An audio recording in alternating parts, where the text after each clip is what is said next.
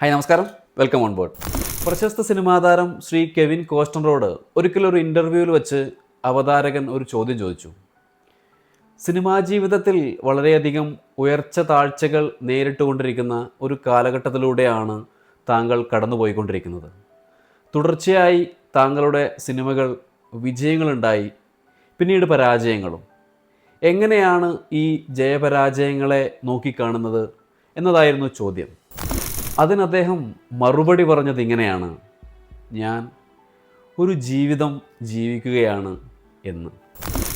ജീവിതത്തിലെ സംഭവങ്ങളും അനുഭവങ്ങളും നല്ലതാണോ ചീത്തയാണോ എന്ന് വിധി എഴുതുന്നതിനായി നമ്മുടെ വിലപ്പെട്ട ദിവസങ്ങൾ ചെലവഴിക്കുന്നതിനേക്കാൾ അദ്ദേഹം ഒരു നിഷ്പക്ഷ നിലപാട് സ്വീകരിച്ചു. ജീവിതത്തിൽ സംഭവിക്കുന്ന ഉയർച്ച താഴ്ചകളെ അതായി തന്നെ സ്വീകരിക്കുക. ജീവിതം ഒരിക്കലും ഒരു സ്ട്രെയിറ്റ് ലൈൻ അല്ല. ഉയർച്ച താഴ്ചകൾ അതിൻ്റെ ഭാഗം തന്നെയാണ്. നമ്മൾ ഒരു ജീവിതം ജീവിക്കുക.